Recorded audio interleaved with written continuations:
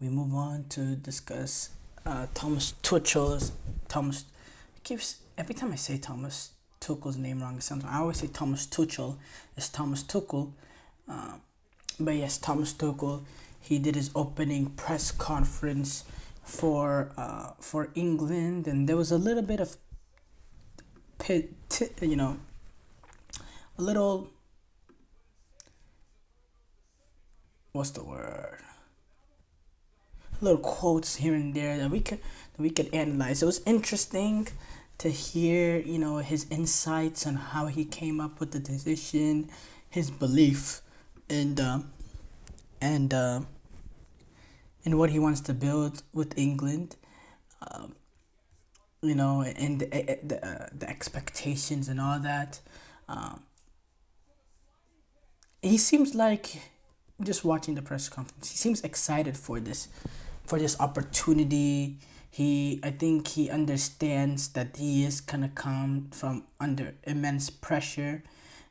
But I think he's a manager that's excited for this opportunity. That's excitement for the element of doing something new. I think he's excited to be back in England. Number one, he's talked about in the past how he enjoyed, English football when he was at Bayern.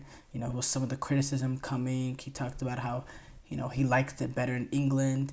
And yeah, there was, he said, I'm very excited and honored to be here as, new head coach of England.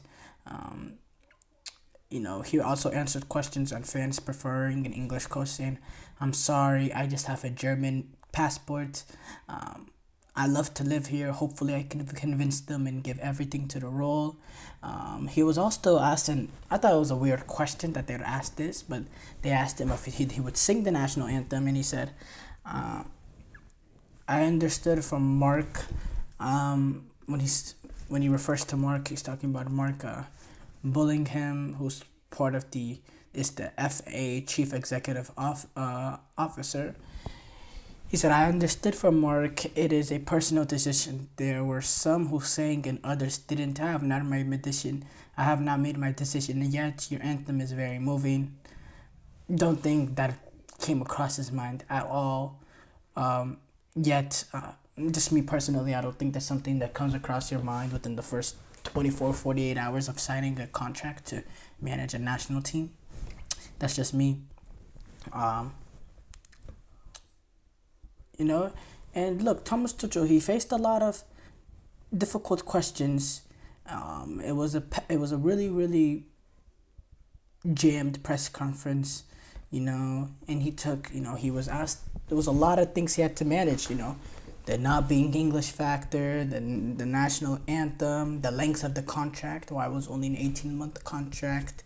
He was discussed Harry Kane and captaincy, and he was discussed. He also was asked about the rumors of United, and look, I think all of this was a good, warning for Thomas Tuchel to, managing England and managing Chelsea is different.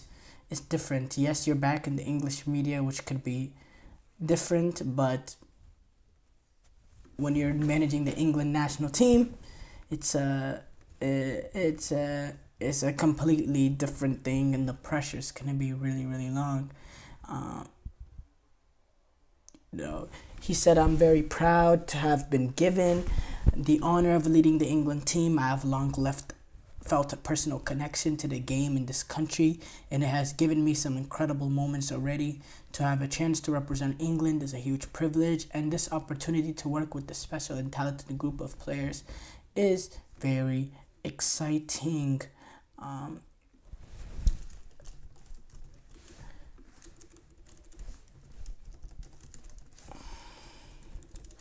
when he was asked about Harry Kane, uh, let's get to that. Actually, I couldn't find the quotes. Uh, actually, oh yeah, he asked of when he was asked whether he spoke with Harry Kane before taking the England job. He said, uh, for taking the England job and whether he'll still be captain under his management. Thomas Tuchel said, it's too early to answer these kind of questions. speaking on whether Kane will remain the England captain, you know how highly I think and feel for Harry and how much effort I made to bring him to Bayern Munich. He is already on his way to being a legend in English football. But now I think it's very important to give the respect to Lee and the upcoming camp in November to take his decisions free and without me interfering. And then we will answer this question at the latest in March. He also said he didn't speak with anyone outside of the hiring process before taking the job. He said, I did not speak to Harry and I did not speak to Gareth. I would never normally do this. I wanted to get my own points of view and let it sink in and reflect on it.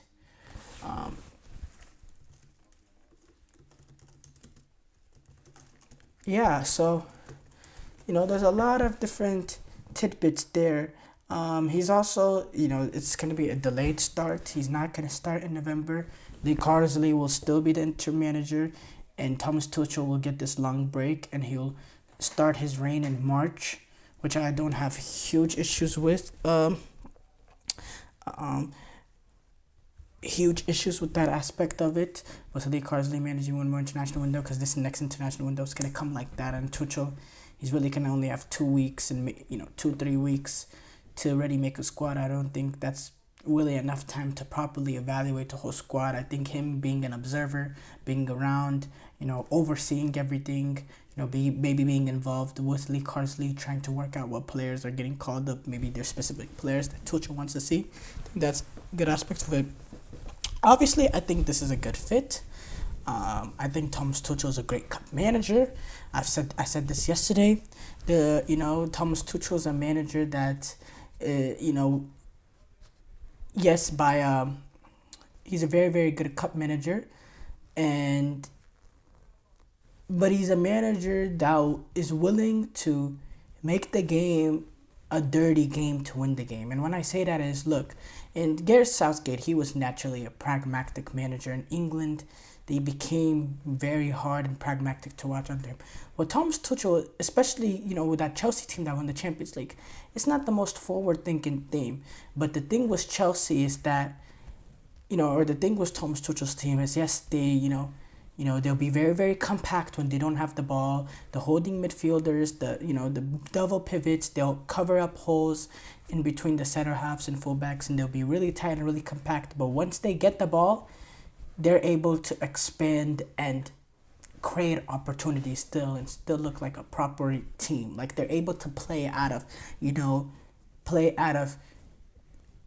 certain areas where the pressure is on them. Problem with England under Gareth Southgate is many times they've been sucked back, and once they gain the ball back, they don't know how to get out of that initial pressure, and it's a never-ending cycle until eventually they concede. I think the thing with Tuchel is he has more tactical flexibility that, they'll be able to defend really, really well and in certain moments be compact when they need to, but they'll be able to counter off of that and still be able to create opportunities despite not having a dominant amount of possession and not putting a crazy number of players forward and playing the game way up the field. I do think I discussed, I said this yesterday. Again, look, 25 years of now, if England win the 2026 World Cup, they're not going to take fans are not going to, not acknowledge the trophy because the manager was not English. Like, let's be for real. You want to get the best manager in class. I saw some of the, comments coming from Jamie Carragher and Gary Neville afterwards, saying they're shocked and it's utterly this. I'm like, do you want and the Gary Neville one is completely contradictory. Like, he starts off with a statement saying Thomas Tuchel, they got a brilliant manager, a really, really good manager, but he's not English. It's against the spirit of St. George's or whatever nonsense he would say. Like, you want to be in a pot of mediocrity with the England national team for the rest of your lifetime? Do you want to see the England national team win a trophy in your lifetime? If you do, you need to check your pride at the door. The English managers at this day and age, they are not good enough to lead England to the promised land. The English fans, the English pundits, they need to come to that realization. Their managers are not good enough.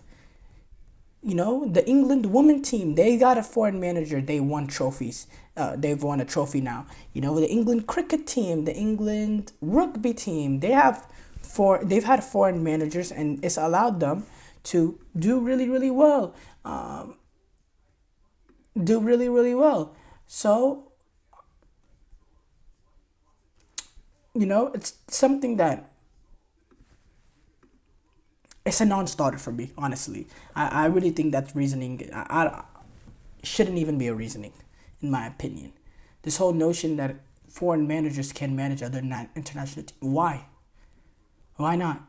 You know, why can't a foreign manager manage another national team? It's not the same. Don't compare managers to players. It's two different things. It's completely two different things. In terms of within the spirit of football, obviously, you know you have to be from the country to play for the country. Yeah, that's one thing.